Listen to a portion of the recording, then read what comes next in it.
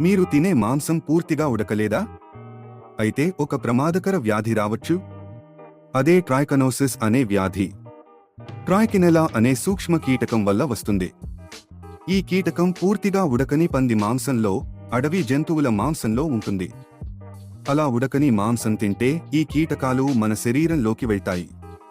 ఈ కీటకాలు ఎక్కువగా శరీరంలోకి వెళ్లితే ఈ లక్షణాలు కనిపిస్తాయి: విరేచనాలు, కండరాల నొప్పి, జ్వరం, కళ్ల చుట్టూ వాపు.